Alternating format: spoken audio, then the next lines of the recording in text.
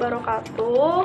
Perkenalkan, nama saya Widya Sri Purwanti dari kelompok 5, mata kuliah Sustainable Development Tourism. Di sini saya akan menjelaskan tentang aspek penawaran wisata. Yang pertama yang akan kita ketahui yaitu tentang penawaran pariwisata. Apa sih yang dimaksud dengan penawaran pariwisata? Penawaran pariwisata adalah produk yang diberikan kepada wisatawan untuk dapat dinikmati, meliputi atraksi wisata alamiah dan buatan. Kemudian, 4 kategori aspek produk wisata menurut MC Itoshi. Yang pertama yaitu ada SDA, meliputi udara, iklim, pegunungan, lembah, flora, fauna, dan mata air, pantai, serta pemandangan lainnya. Kemudian yang kedua ada infrastruktur, meliputi sistem instalasi air bersih, pembuangan limbah, jalur gas, listrik, telekomunikasi, pelabuhan, drainase, jalan raya, hotel, motel, dan perbelanjaan. Yang ketiga yaitu transportasi, meliputi pesawat terbang, kapal laut, kereta api, bus, taksi, dan tram. Yang kemudian ada sumber daya kebudayaan dan keramah tamahan. Saya akan menjelaskan tentang elemen penawaran wisata. Ada 5. Pertama yaitu atraksi atau daya tarik. Daerah tujuan wisata untuk menarik wisatawan pasti memiliki daya tarik, baik daya tarik alam maupun masyarakat dan budayanya. Yang kedua yaitu ada akomodasi untuk wisatawan berhuni. Daerah tujuan wisata harus memiliki akomodasi untuk wisatawan yang ingin bermalam lebih lama menikmati atraksi yang ada di daerah tujuan wisata, entah itu homestay ataupun hotel yang telah disediakan. Yang ketiga yaitu amenities, fasilitas pendukung. Hal ini merupakan salah satu syarat daerah tujuan wisata agar wisatawan dapat tinggal lebih lama di daerah tujuan wisata dan diharapkan untuk kembali lagi.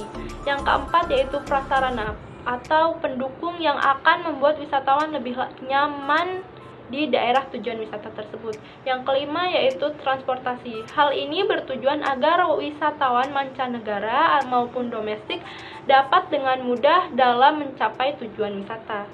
Yang terakhir yaitu 4 aspek penawaran wisatawan menurut Gun. Transportasi wisata, jasa wisata, informasi promosi wisata dan yang keempat adalah atraksi wisata. Assalamualaikum warahmatullahi wabarakatuh. Nama saya Ines Windiarti dari kelompok 5. Di sini saya akan menjelaskan tentang aspek permintaan pariwisata. Aspek permintaan pariwisata. Permintaan menurut ilmu ekonomi yaitu berbagai kombinasi harga dan jumlah yang menunjukkan jumlah suatu barang yang ingin dan dapat dibeli oleh konsumen pada tingkat harga untuk suatu periode tertentu. Dalam kepariwisataan, permintaan atau tourist demand dapat dibagi atas 2, yaitu potential demand dan actual demand. Potential demand adalah sejumlah orang yang berpotensi untuk melakukan perjalanan wisata karena memiliki waktu luang dan tabungan yang relatif cukup. Sedangkan actual demand adalah orang-orang yang sedang melakukan perjalanan wisata pada suatu daerah tujuan wisata tertentu. Kedua bentuk permintaan ini perlu mendapat perhatian dalam perencanaan kegiatan promosi untuk menarik wisatawan berkunjung pada suatu daerah tujuan wisata tertentu. Karakteristik aspek permintaan pariwisata. Terdapat 4 karakteristik. Yang pertama, ada elasticity atau kekenyalan. Sifat permintaan terhadap pariwisata elastis terhadap peningkatan penghasilan atau income. Hal ini dimaksud ketika pendapatan suatu negara membesar, maka peluang masyarakat dari negara tersebut untuk melakukan perjalanan wisata semakin membesar pula. Yang kedua ada sensitivity atau kepekaan. Permintaan pariwisata sangat sensitif terhadap isu-isu sosial, politik, kesehatan, ataupun keamanan. Yang ketiga ada seasonality atau musim. Berarti permintaan pariwisata mengenal musim. Hal itu di mana pada musim libur, maka permintaan pariwisata akan semakin meningkat. Yang keempat, ada expansion atau perluasan. Berarti permintaan secara menyeluruh terus mengalami peningkatan. Terdapat faktor-faktor yang mempengaruhi permintaan pariwisata. Yang pertama itu harga, kedua pendapatan, ketiga sosial budaya, keempat sosial politik, kelima intensitas keluarga, keenam harga barang substitusi, dan yang ketujuh ada harga barang komplementer. Selanjutnya saya akan membahas data permintaan pariwisata yang sangat penting yang dapat dilihat melalui 1. Jumlah kedatangan wisatawan, 2. Moda transportasi yang digunakan, 3. Berapa lama tinggal dan jenis akomodasi apa yang dipilih oleh wisatawan, dan yang terakhir, berapa jumlah uang yang dibelanjakan oleh wisatawan. Materi selanjutnya akan dijelaskan oleh teman saya. Assalamualaikum warahmatullahi wabarakatuh. Perkenalkan, nama saya Alia Farika dari kelompok 5 mata kuliah Sustainable Development Tourism. Di sini saya akan menjelaskan tentang pergeseran tren pariwisata. Pergeseran tren pariwisata memiliki 5 tren. Pergeseran pertama adalah mekarnya peluang dari para wisatawan global yang mulai go to east, di mana negara kepulauan Indonesia menjadi pilihan yang menarik, terutama wisata bahari dan kepulauan, semisalnya di Raja Ampat. Di samping itu, implementasi masyarakat ekonomi ASEAN yang telah dimulai tentunya turut membuka peluang pasar pariwisata, khususnya inbound, wisata mancanegara ke dalam negeri. Yang kedua, selera pasar juga bergerak ke pariwisata luar negeri. Perlu diingat, kini berwisata ke luar negeri sudah menjadi mass luxury. Artinya, bepergian ke luar negeri kini tak lagi merupakan barang mewah, apalagi bepergian ke negara tetangga seperti Singapura atau Malaysia.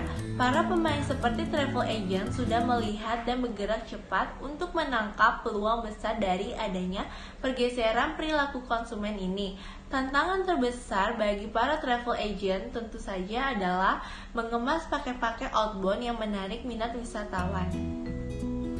Ketiga, selera pasar konsumen pariwisata kini sebagian besar sudah diinduksi oleh informasi digital melalui internet berupa travel blog atau situs pembanding harga antar penyedia layanan pariwisata. Dukungan dari pengguna internet, khususnya pengguna media sosial, sudah sangat masif dalam menggeliatkan industri pariwisata nasional. Tanpa diminta, mereka meramaikan jagat internet dengan konten digital seputar traveling baik pra, saat, dan pasca liburan. Yang keempat, pergeseran selera yang datang dari kelas menengah Indonesia yang memosisikan liburan sebagai basic needs. Dengan adanya daya beli yang semakin tinggi, kelas menengah merasa bahwa liburan telah menjadi suatu kebutuhan baru yang wajib dilaksanakan setiap 3 bulan, setengah tahun, atau paling tidak setahun sekali. Adanya travel review di platform blog atau media sosial memudahkan middle class untuk mencari informasi yang diinginkan. Beberapa blog yang dimiliki blogger pencinta traveling kerap ramai dikunjungi oleh kelas menengah. Kebutuhan liburan yang meningkat ini juga didorong oleh biaya transportasi dan akomodasi yang terjangkau dengan munculnya budget airlines dan budget hotel. Pergeseran terakhir adalah meluasnya cakupan wisata. Wisata kini tidak lagi sebatas hanya pergi ke gunung atau pantai. Wisata kini sudah mengalami sofistikasi dan menjelma menjadi beragam bentuk. Ada wisata yang berurusan dengan mengisi perut alias wisata kuliner. Ada wisata yang terkait ibadah atau kita sering menyebutnya wisata religi. Ada wisata yang terkait dengan berobat, contohnya health check up di Singapura. Habis itu jalan-jalan. Ada wisata nonton konser, juga ada wisata olahraga seperti nonton Liverpool di Stadion Anfield. Materi berikutnya akan dijelaskan oleh teman saya. Perkenalkan, nama saya Reza Emilia dari kelompok 5 mata kuliah Sustainable Development Tourism. Pada kesempatan kali ini saya akan membahas tentang Serenity and Spirituality for Tourism.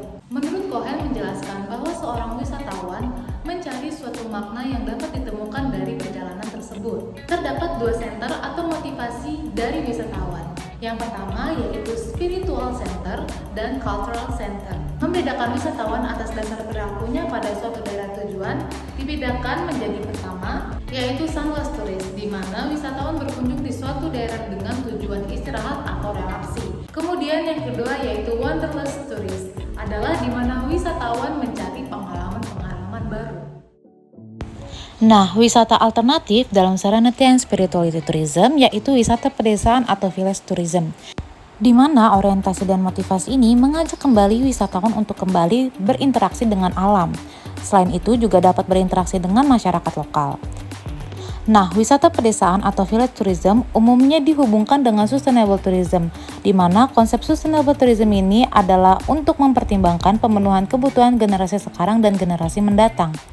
Nah, seperti yang kita ketahui, di masa pandemi COVID-19 ini, pariwisata sekarang memperhatikan tentang kesehatan, kebersihan, jaga jarak, dan lain sebagainya.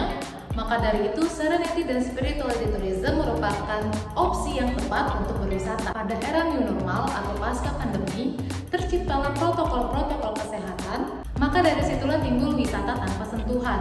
Wisata dianjurkan untuk dilakukan oleh sekelompok kecil atau bahkan individual. Nah, maka dari itu Serenity and Spirituality Tourism sangat pas untuk dijadikan opsi berwisata pada era new normal atau pasca pandemi ini. Pilihannya itu bisa seperti desa wisata atau ekowisata, kemudian gunung dan pantai dan lain sebagainya. Salam, perkenalkan nama saya Faza Angelia dari kelompok 5 SDT mata kuliah. Di sini kami akan menjelaskan tentang destinasi wisata spiritual. Masjid Menara Kudus. Masjid Menara Kudus di Jawa Tengah adalah salah satu tempat wisata religi dan ziarah paling populer di Indonesia. Masjid ini dibangun pada 1594, terletak pada satu area dengan makam Sunan Kudus yang merupakan salah satu penyiar agama Islam di Pulau Jawa. Kelenteng Kwan Singbyo. Kelenteng Kwan Singbyo adalah tempat beribadah terbesar di Indonesia untuk umat Konghucu.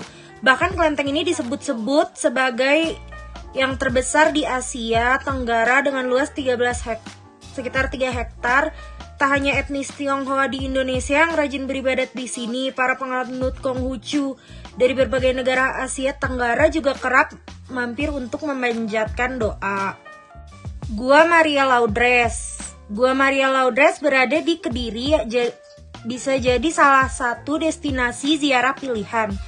Gua Maria yang berada di lahan seluas 13 hektar ini memiliki 12 pancuran yang melambangkan 12 rasul.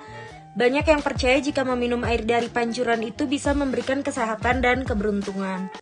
Sekian presentasi dari kelompok 5. Kiranya apa yang telah kami paparkan dapat bermanfaat bagi teman-teman semua yang sudah menonton. Sekian dan terima kasih.